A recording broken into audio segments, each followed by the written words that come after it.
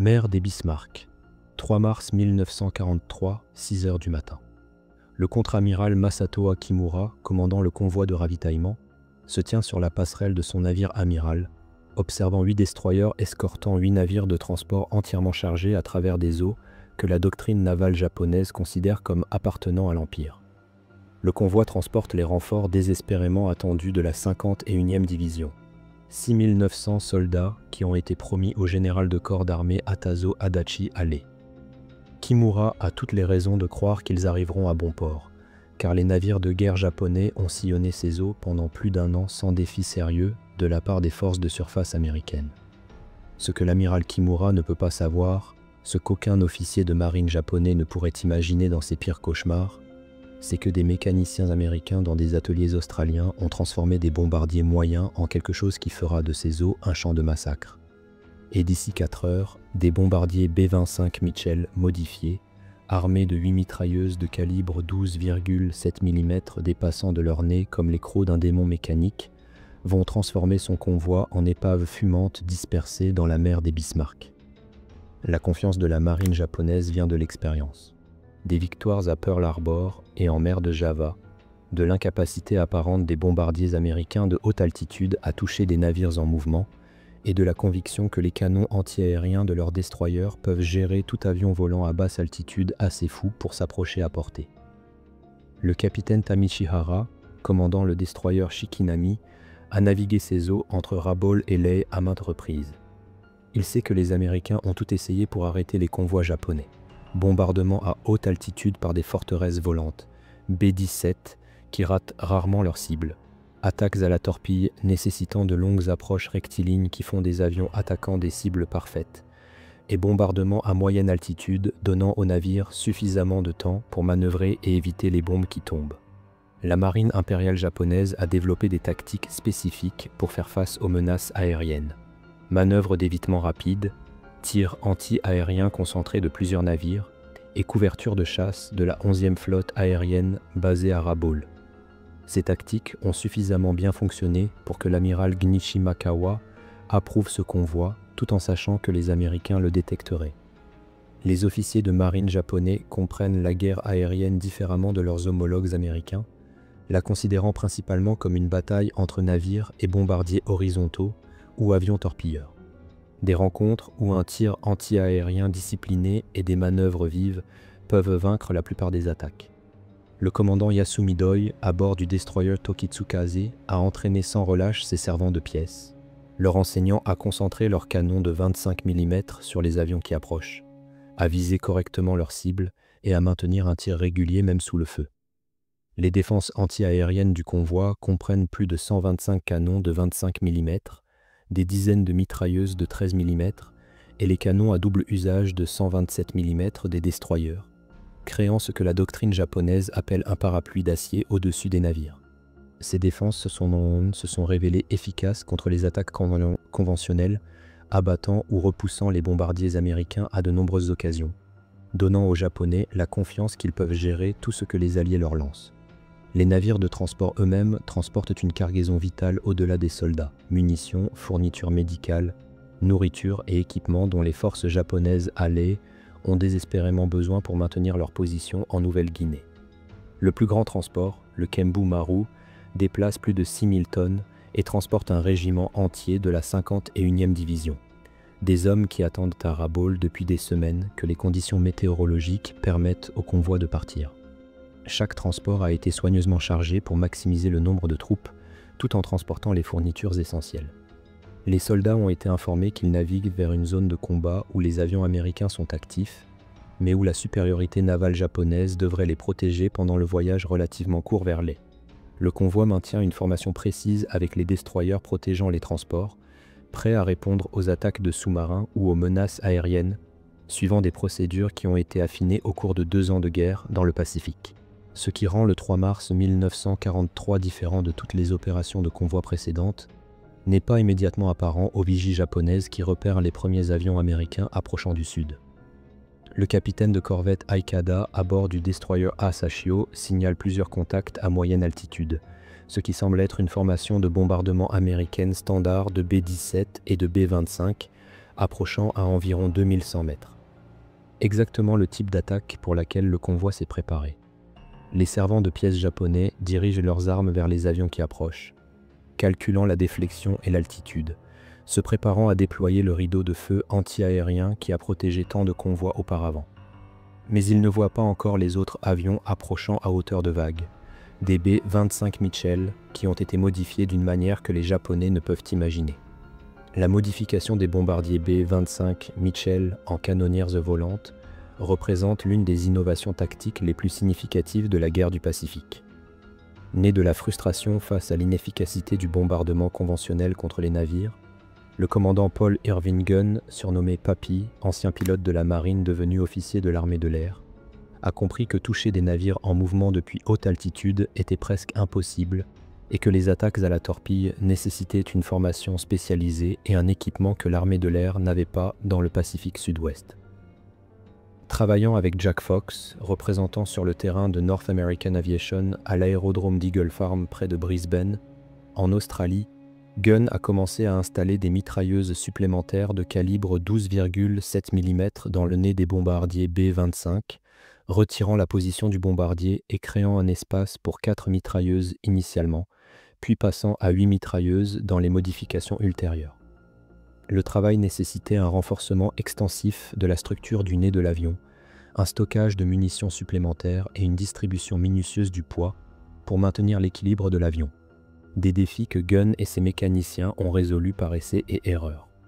Les mitrailleuses de 12,7 mm choisies pour ces modifications tiraient la munition M8 perforante incendiaire, un projectile de 40 grammes qui voyageait à 887 mètres par seconde, capable de pénétrer le blindage du pont des destroyers et d'allumer des incendies avec son composant incendiaire.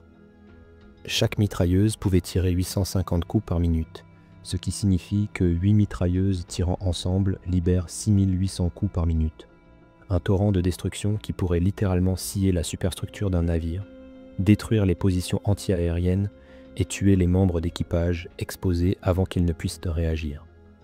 L'effet psychologique de faire face à cette arme s'avérerait aussi dévastateur que sa destruction physique. Les marins japonais qui ont survécu à ces attaques décriraient la terreur de voir le nez d'un B-25 s'illuminer de coups de feu, sachant que des centaines de balles perforantes étaient sur le point de déchirer leur navire. Le développement des tactiques de bombardement rebondissant complétait parfaitement les modifications de mitraillage, permettant aux B-25 d'attaquer des navires à hauteur de mât tout en livrant des bombes avec une précision meurtrière. Le commandant William Benn du 43e groupe de bombardement avait été pionnier de la technique en utilisant des B-17, découvrant que les bombes larguées de 60 à 75 mètres au-dessus de l'eau rebondiraient comme des pierres, ricochant dans les flancs des navires ou explosant suffisamment près pour causer des dégâts fatals. La technique nécessitait un timing précis et un courage incroyable, car les pilotes devaient voler droit et en palier vers leurs cibles à basse altitude, se rendant eux-mêmes des cibles parfaites pour le tir anti-aérien. Mais la précision obtenue était révolutionnaire par rapport au bombardement à haute altitude.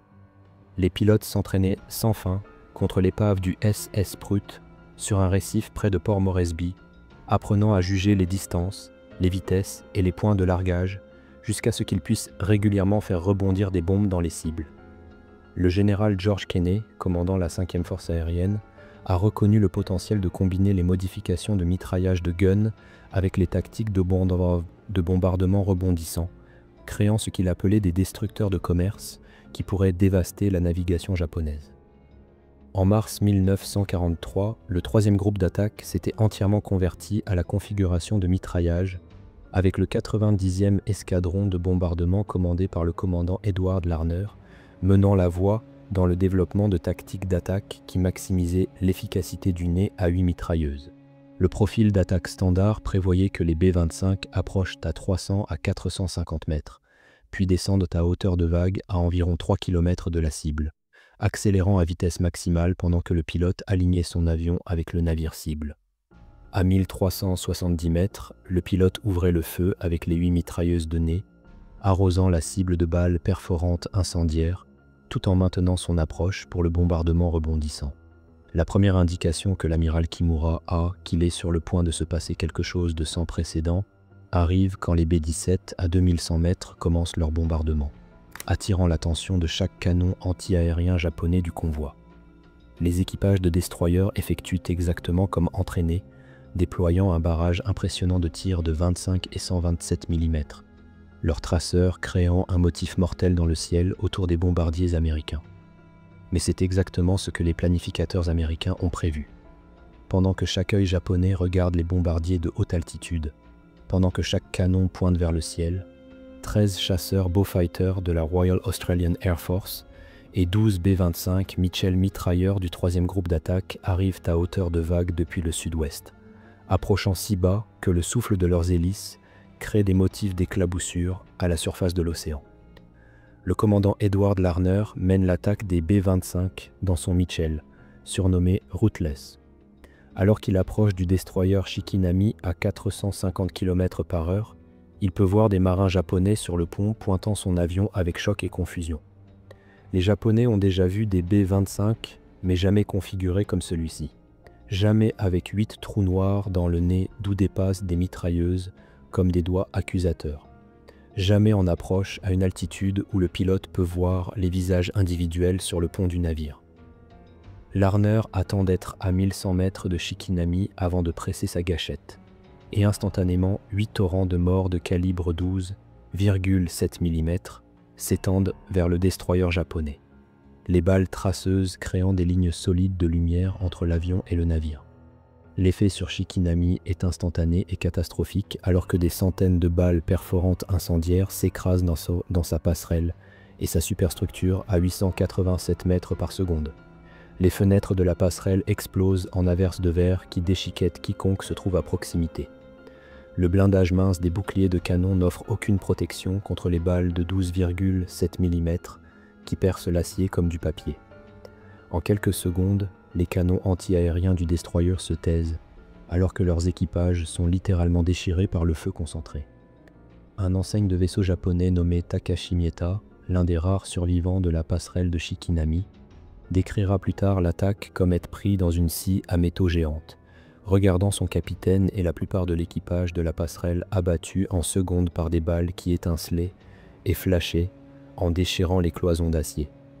Larner maintient son tir pendant 8 secondes, déversant plus de 900 coups dans Shikinami avant de larguer 2 bombes de 227 kg qui rebondissent sur l'eau comme des pierres, s'écrasant dans la coque du destroyer juste en dessous de la ligne de flottaison. Les bombes équipées de fusées à retard de 5 secondes pénètrent la coque de Shikinami avant de détonner. Les explosions brisent le dos du destroyer et ouvrent des brèches massives qui inondent ses salles des machines en quelques minutes. Alors que Larner tire vers le haut et s'éloigne, son mitrailleur arrosant le pont du destroyer avec ses calibres 12,7 mm montés sur tourelle, Shikinami gîte déjà lourdement sur bâbord, son équipage abandonnant leurs canons pour combattre une inondation qui ne peut être contrôlée. Derrière Larner, 11 autres B-25 sélectionnent des cibles parmi le convoi, leurs pilotes étonnés de voir comment les navires japonais semblent paralysés par cette forme d'attaque sans précédent.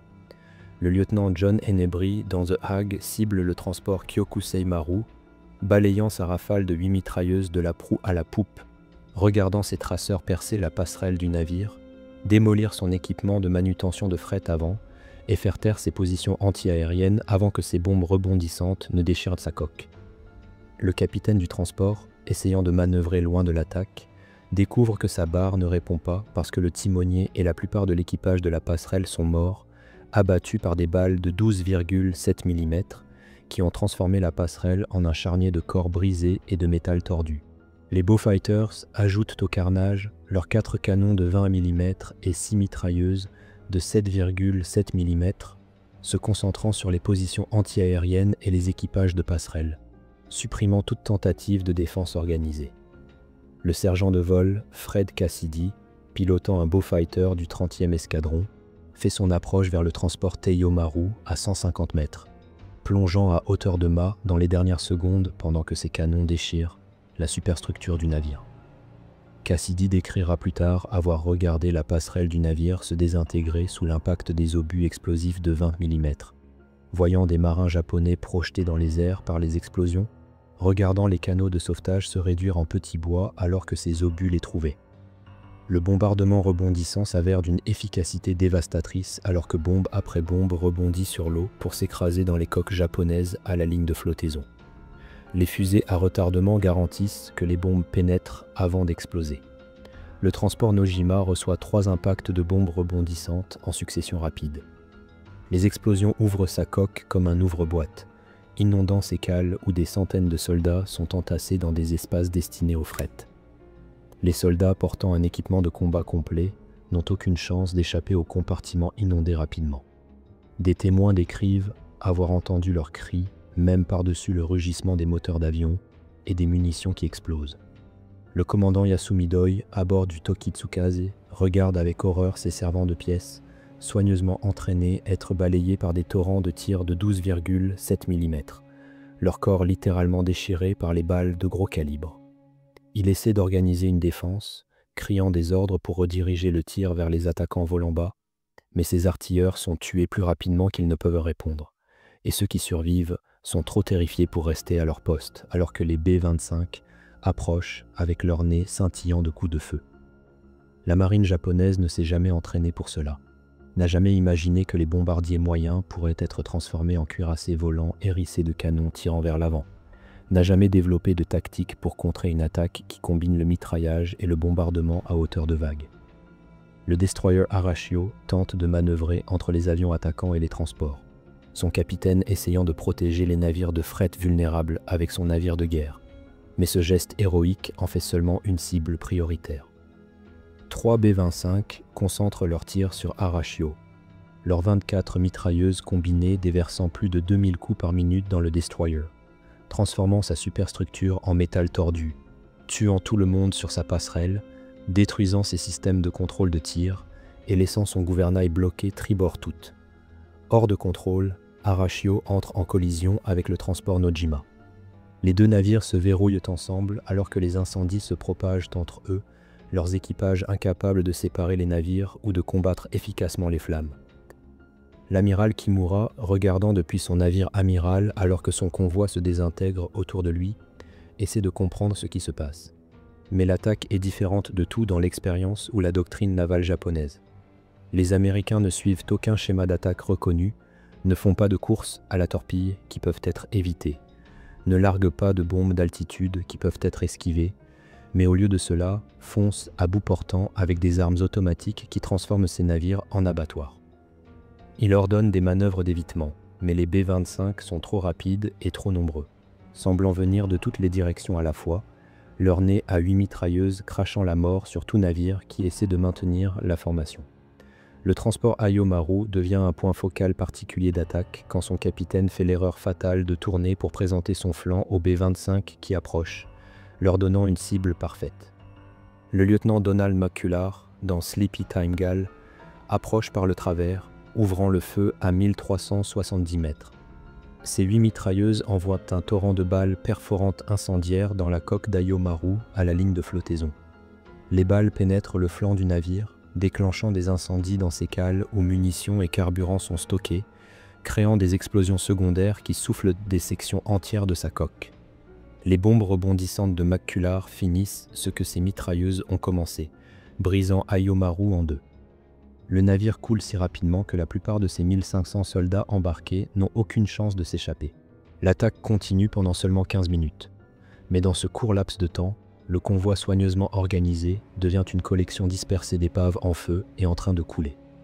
Le destroyer Asagumo, essayant de secourir les survivants dans l'eau, est lui-même attaqué par 2 B-25 dont les mitrailleuses balaient ses ponts de tout personnel avant que les bombes rebondissantes ne percent des trous dans sa coque sous la ligne de flottaison. Les marins japonais dans l'eau, se croyant à l'abri de nouvelles attaques, regardent avec terreur les B-25 effectuer des passes de mitraillage sur les canaux de sauvetage et les nageurs. Les pilotes américains suivent les ordres d'empêcher tout renfort japonais d'atteindre la Nouvelle-Guinée. À 10h15, alors que le dernier B-25 disparaît vers le sud, l'amiral Kimura examine la dévastation autour de lui et réalise que la marine impériale japonaise vient de vivre quelque chose qui va fondamentalement changer la guerre navale dans le Pacifique. De ces 8 transports, tous coulent ou ont coulé, des bûchers funéraires brûlants marquant leur position alors qu'ils glissent sous les vagues, emportant avec eux les fournitures et l'équipement désespérément nécessaires allaient. 4 de ces 8 destroyers sont partis, y compris son navire amiral Shikinami, et les destroyers survivants sont endommagés à divers degrés, leurs ponts couverts de morts et de blessés, leurs superstructures criblées de trous de 12,7 mm. Le coût humain devient apparent alors que les destroyers survivants tentent des opérations de sauvetage, trouvant l'eau remplie de corps et de débris, mais relativement peu de soldats vivants. Des 6900 soldats qui ont quitté Rabaul, moins de 1200 atteindront finalement Leh, la plupart secourus par des sous-marins japonais qui arrivent après la tombée de la nuit. La majorité de la 51e division a été détruite non pas au combat terrestre où ils auraient pu se battre, non pas par des tirs navals où ils auraient pu avoir un avertissement, mais par des bombardiers modifiés qui ont transformé leur transport en piège mortel en quelques minutes.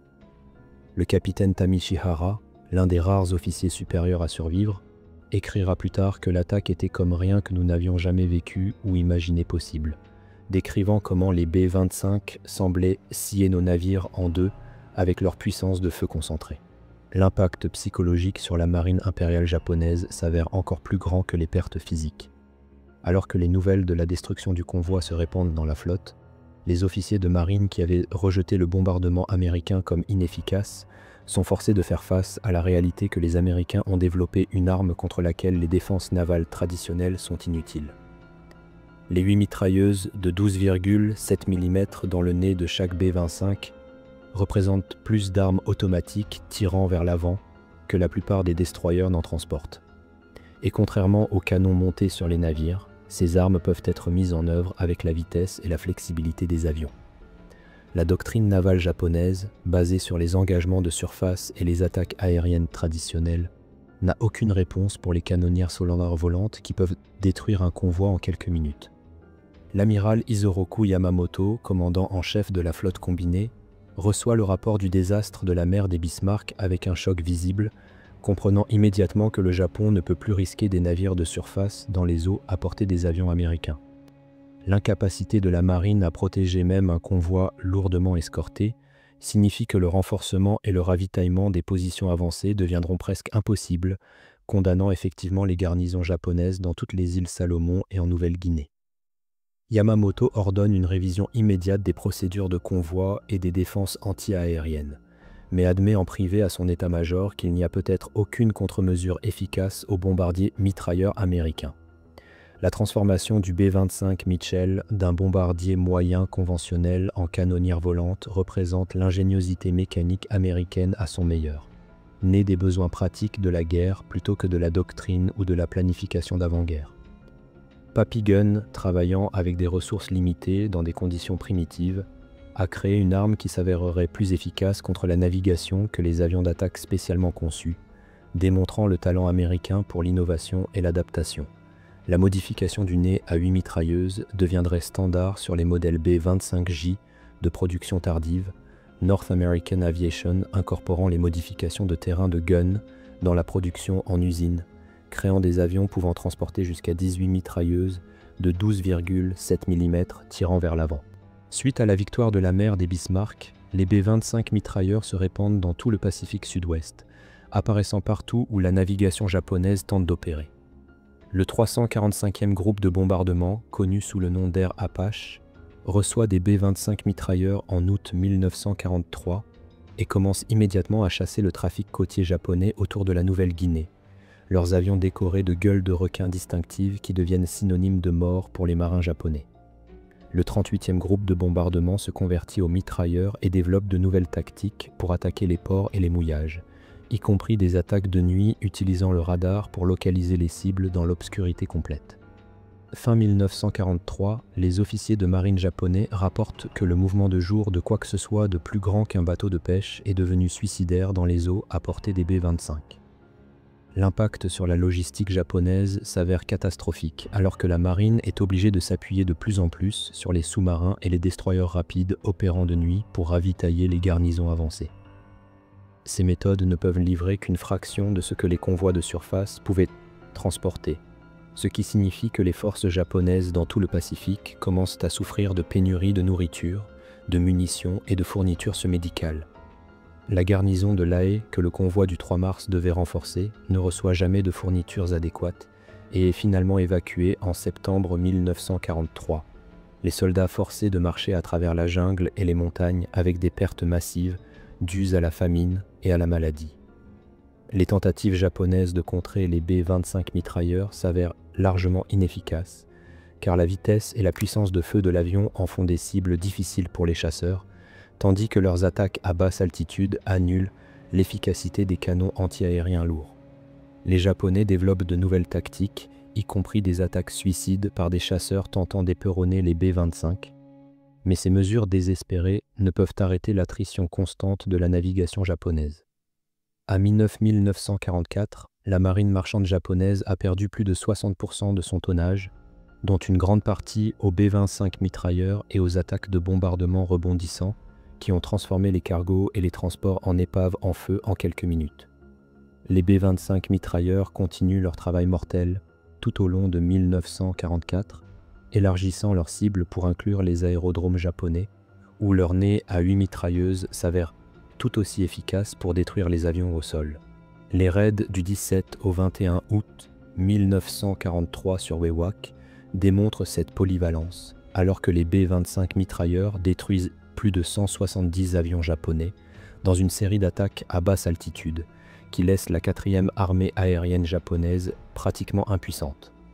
Les pilotes japonais décrivent de l'horreur de regarder les B-25 approcher au ras des arbres, leurs mitrailleuses de nez détruisant tout sur leur passage, transformant des avions soigneusement dispersés en épaves en feu avant que les bombes ne complètent la destruction. Pendant la bataille de Biak en mai-juin 1944, les B-25 mitrailleurs prouvent à nouveau leur valeur contre les forces navales japonaises tentant de renforcer l'île. Le 8 juin 1944, 10 B-25 du 17e escadron de reconnaissance attaquent une flottille de destroyers japonais, leur nez à 8 mitrailleuses criblant le destroyer Harusam de balles perforantes incendiaires avant que les bombes rebondissantes ne l'envoient par le fond. L'attaque force les Japonais à abandonner leur effort de renforcement, laissant la garnison de Biak se battre sans soutien. Un autre exemple de la façon dont les B-25 mitrailleurs pouvaient influencer des campagnes entières en privant l'ennemi de liberté de mouvement en mer. Les équipages pilotant ces B-25 modifiés développent leur propre culture et tradition, peignant des décorations de nez élaborées sur leurs avions, leur donnant des noms comme Dirty Dora, Pluto et Hells Angel qui reflètent leur rôle agressif. Ces hommes comprennent qu'ils pilotent quelque chose d'unique dans la guerre, un avion qui combine la portée et la charge utile d'un bombardier avec une puissance de feu dépassant celle de la plupart des avions de chasse. Ils sont fiers de leur capacité à détruire la navigation que les bombardiers conventionnels ne peuvent toucher, sachant que chaque navire japonais qu'ils coulent signifie moins de fournitures et de renforts atteignant les garnisons ennemies. Les soldats et marins japonais qui survivent aux rencontres avec les B-25 mitrailleurs portent des cicatrices psychologiques qui affectent leur performance dans les opérations suivantes. Le lieutenant Hiroshi Yamamoto, survivant du transport Kyokusei Maru, décrit des cauchemars récurrents à propos des avions américains avec 8 yeux de mort, incapable d'oublier la vue de ses camarades de bord déchirés par le tir de 12,7 mm. Le commandant Toshio Abe, qui a été témoin du massacre de la mer des Bismarck depuis un destroyer de sauvetage, rapporte que son équipage devient paralysé de peur chaque fois qu'ils entendent des moteurs d'avion, sachant que les B-25 mitrailleurs pourraient apparaître à tout moment. L'efficacité du B-25 mitrailleur force des changements fondamentaux dans la planification stratégique japonaise, car les commandants doivent de maintenant supposer que tout mouvement de jour sera détecté et attaqué. Les opérations qui auraient été de routine en 1942 deviennent impossibles fin 1943, forçant les Japonais à adopter des mesures de plus en plus désespérées pour maintenir leur garnison dispersée. Les célèbres courses de destroyer Tokyo Express vers Guadalcanal représentent une adaptation, utilisant la vitesse et l'obscurité pour éviter les attaques aériennes. Mais même ces courses à grande vitesse subissent des pertes lorsque les B-25 mitrailleurs équipés de radars commencent à chasser la nuit. Début 1944, les officiers de marine japonais écrivent des rapports décrivant le B-25 mitrailleur comme l'arme la plus redoutée du Pacifique, plus dévastatrice que les sous-marins, plus précise que les bombardiers en piqué, plus flexible que les avions torpilleurs. Le vice-amiral Shigeru Fukudome chef d'état-major de la flotte combinée, admet dans un rapport classifié que la marine impériale n'a aucune défense efficace contre les attaques massives de mitrailleurs, recommandant que les navires de surface évitent d'opérer à moins de 800 km des bases aériennes américaines. Cela concède essentiellement de vastes zones du Pacifique au contrôle américain, car les B-25, opérant depuis des bases avancées, peuvent de couvrir d'énormes zones d'océan. La contribution australienne à la force de B-25 mitrailleurs mérite une reconnaissance spéciale, car les équipages de la Royal Australian Air Force volent aux côtés des Américains tout au long de la campagne. Le 18e escadron RAF opère des B-25 mitrailleurs à partir de 1944. Leurs avions distingués par des cocardes RAF, mais portant la même configuration dévastatrice de nez à 8 mitrailleuses. Les pilotes australiens se révèlent particulièrement agressifs dans l'attaque de la navigation côtière japonaise autour des Indes orientales néerlandaises, leur connaissance intime des eaux régionales leur permettant de trouver des cibles que les équipages américains pourraient manquer. L'évolution technique du B-25 mitrailleur continue tout au long de la guerre avec des modifications ultérieures incluant des lance-roquettes, des viseurs améliorés et même des expériences avec des canons de 75 mm pour attaquer des navires plus gros. Le B-25 J-22, la variante mitrailleuse ultime, transporte 8 mitrailleuses de nez, 4 mitrailleuses sur les côtés du fuselage, 2 dans la tourelle supérieure, 2 en position de taille et 2 dans la queue. Un total de 18 mitrailleuses de 12,7 mm qui peuvent délivrer une puissance de feu dévastatrice sous plusieurs angles. Ces variantes de fin de guerre sont des arsenaux volants capables de détruire des convois entiers à eux seuls. Les observateurs militaires allemands et italiens, lorsqu'ils apprennent les tactiques de mitrailleurs américains par des rapports de renseignement, expriment leur étonnement face au concept de convertir des bombardiers moyens en canonnières. La Luftwaffe tente des modifications similaires avec des avions Junkers Ju-88, installant des canons tirant vers l'avant pour les attaques anti-navires, mais n'atteint jamais la puissance de feu concentrée du nez à 8 mitrailleuses du B-25. Les forces italiennes en Méditerranée utilisent des techniques de bombardement rebondissant similaires avec leurs bombardiers torpilleurs SM-79, mais manquent de puissance de feu avant pour supprimer les défenses anti-aériennes comme les B-25 mitrailleurs peuvent le faire. L'impact du B-25 mitrailleur s'étend au-delà de son succès tactique immédiat, influençant la conception d'avions d'après-guerre et la doctrine militaire. Le concept d'une canonnière lourdement armée se révèle si réussi qu'il mène directement au développement d'avions comme le AC-47 Spooky et le AC-130 Spectre utilisés au Vietnam et dans les conflits ultérieurs. L'intégration d'une puissance de feu avant massive dans un avion conçu à d'autres fins devient une pratique militaire américaine standard remontant directement aux ateliers en Australie où Papy Gunn a d'abord installé 8 mitrailleuses dans le nez d'un bombardier. Les historiens militaires japonais écrivant après la guerre reconnaissent que le B-25 mitrailleur représente l'une des innovations tactiques les plus significatives de la guerre du Pacifique, comparable au radar ou au décryptage dans son impact. Le professeur Masanori de l'Université de la Défense japonaise écrit que le bombardier mitrailleur a détruit non seulement nos navires, mais tout notre concept de guerre navale, forçant le Japon à abandonner les opérations offensives plus tôt qu'il n'aurait autrement été nécessaire. L'incapacité à protéger la navigation des attaques de mitrailleurs a accéléré la défaite du Japon en empêchant la concentration de forces pour des contre-offensives. Les histoires d'attaques individuelles de B-25 mitrailleurs deviennent légendaires au sein des unités qui les pilotent, transmises des équipages vétérans aux remplaçants comme exemple de ce que l'avion peut accomplir.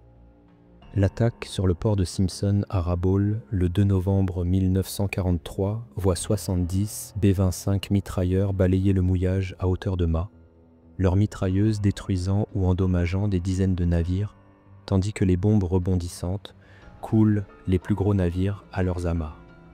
Les témoins japonais décrivent le port transformé en chaudron d'huile brûlante et de munitions explosant en moins de 10 minutes, avec des efforts de sauvetage impossibles en raison du mitraillage continu de quiconque s'aventure sur les quais. Le processus de modification lui-même devient de plus en plus sophistiqué à mesure que les mécaniciens acquièrent de l'expérience avec la structure et les capacités du B-25. Fin 1943, les centres de modification sur le terrain peuvent convertir un B-25 standard en configuration mitrailleur en moins d'une semaine, installant les 8 mitrailleuses de nez, le stockage de munitions supplémentaires et les points de montage renforcés avec une efficacité rodée. Les systèmes d'alimentation en munitions sont raffinés pour prévenir les enrayages pendant les manœuvres violentes.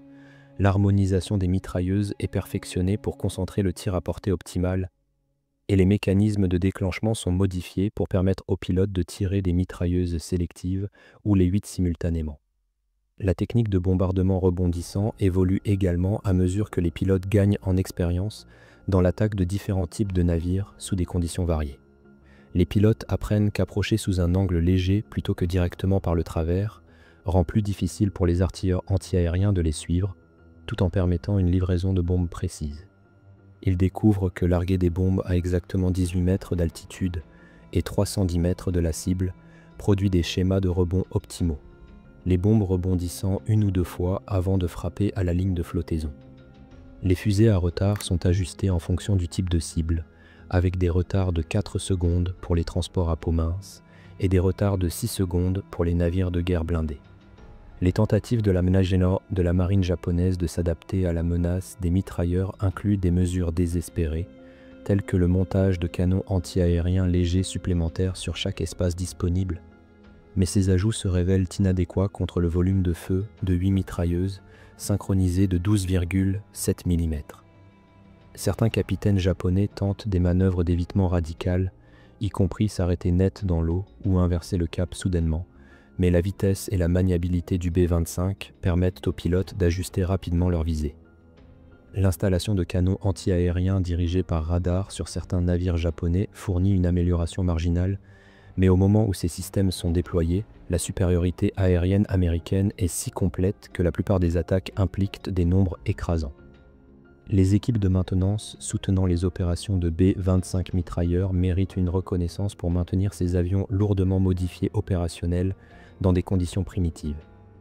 Les 8 mitrailleuses de nez nécessitent un entretien constant pour prévenir la corrosion dans l'environnement humide du Pacifique. Les alimentations de munitions doivent être nettoyées et ajustées après chaque mission, et le stress des opérations à basse altitude cause une usure accrue des moteurs et des cellules. Les chefs d'équipage travaillent pendant les nuits tropicales pour préparer les avions pour les missions de l'aube, sachant qu'une défaillance mécanique pendant une attaque à basse altitude signifie presque certainement la mort pour l'équipage aérien. Le réseau de renseignements soutenant les opérations de mitrailleurs se révèle tout aussi important, avec les observateurs côtiers, les patrouilles de sous-marins de sous-marins et le décryptage fournissant des informations sur les mouvements de navires japonais.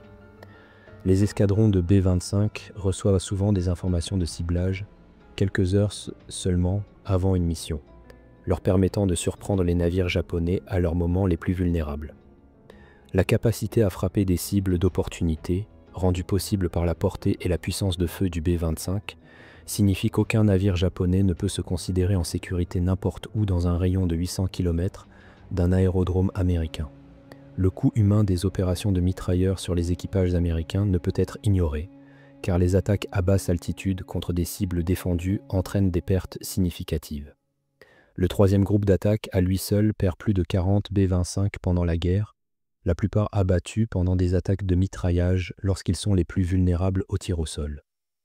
Le stress psychologique de voler directement vers les canons ennemis, de maintenir un vol stable sous le feu et de tirer vers le haut au dernier moment pour éviter une collision fait des ravages sur les pilotes et les équipages.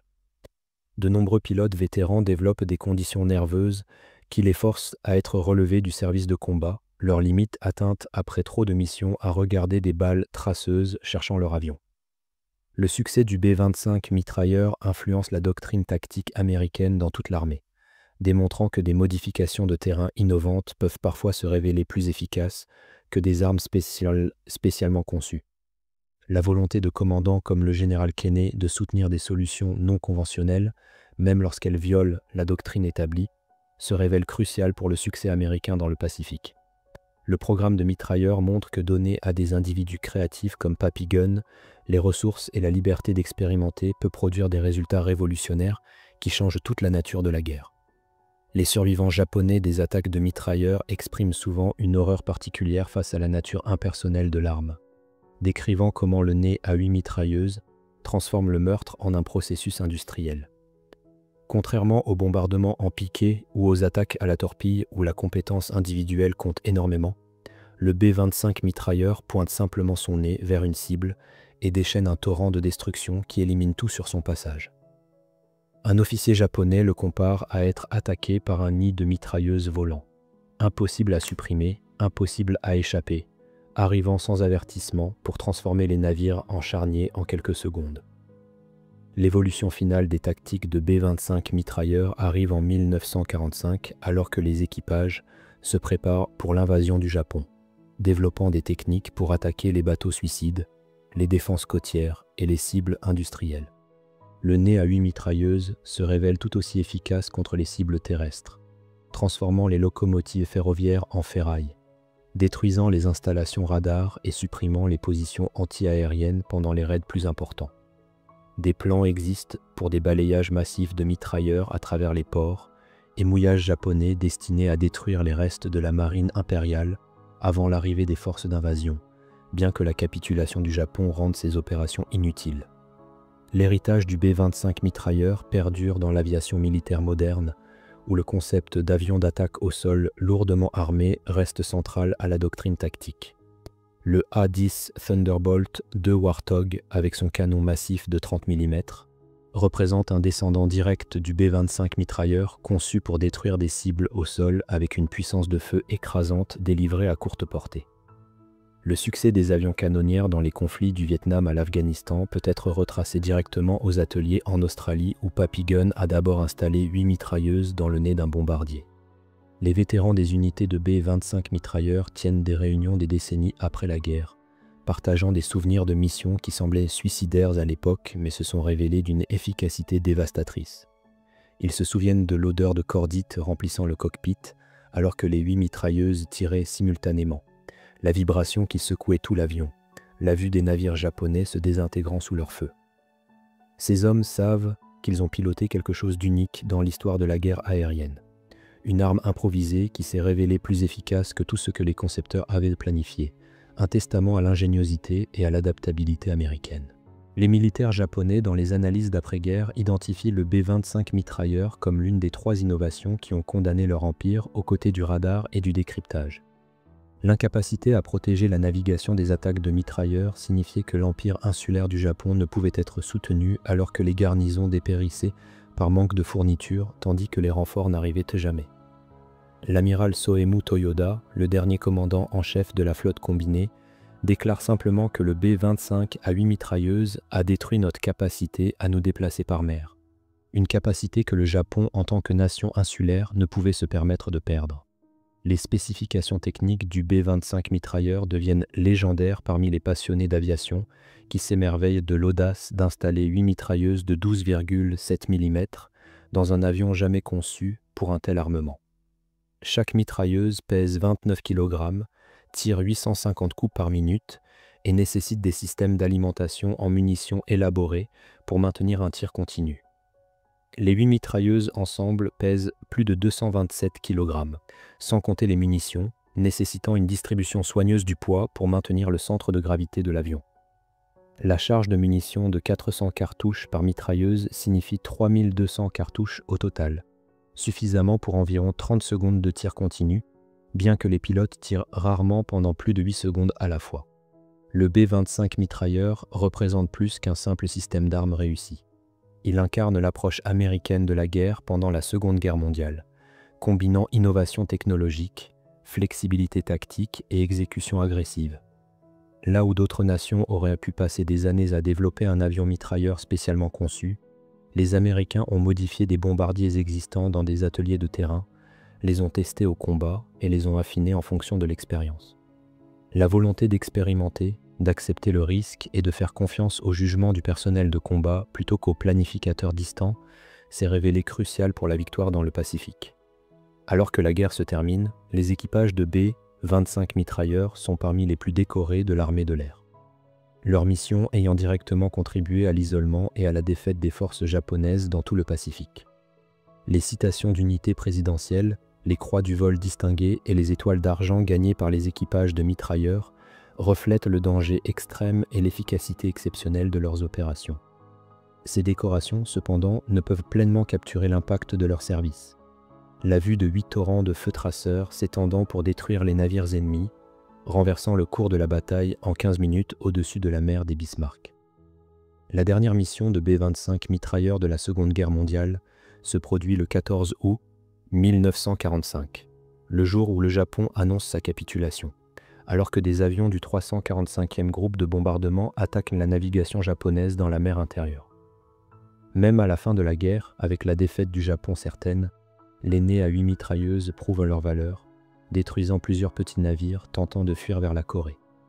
Les équipages reviennent pour découvrir que la guerre est terminée. Leur arme unique n'est plus nécessaire, bien que le concept qu'ils ont prouvé influencerait l'aviation militaire pour les générations à venir. En analyse finale, le B-25 mitrailleur se dresse comme peut-être la modification de terrain la plus réussie de l'histoire de l'aviation militaire, transformant un bombardier moyen conventionnel en un monstre tueur de navires qui terrorisait les forces navales japonaises. Des premières expériences de Papy Gun à Eagle Farm au B-25 J-22, produit en masse avec 18 mitrailleuses, le programme de mitrailleurs démontre comment l'innovation née de la nécessité peut dépasser tout ce qui est planifié par la sagesse conventionnelle.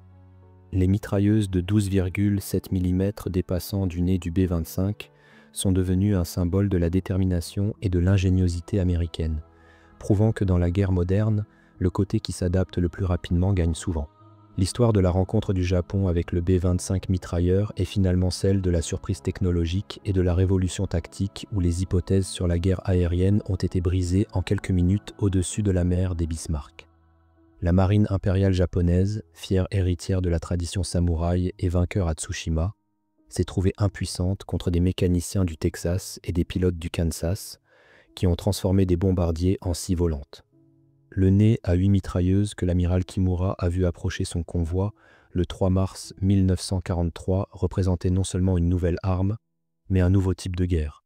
Une où l'innovation l'emporte sur la tradition et où quelques avions modifiés pouvaient détruire la capacité d'un empire à se maintenir.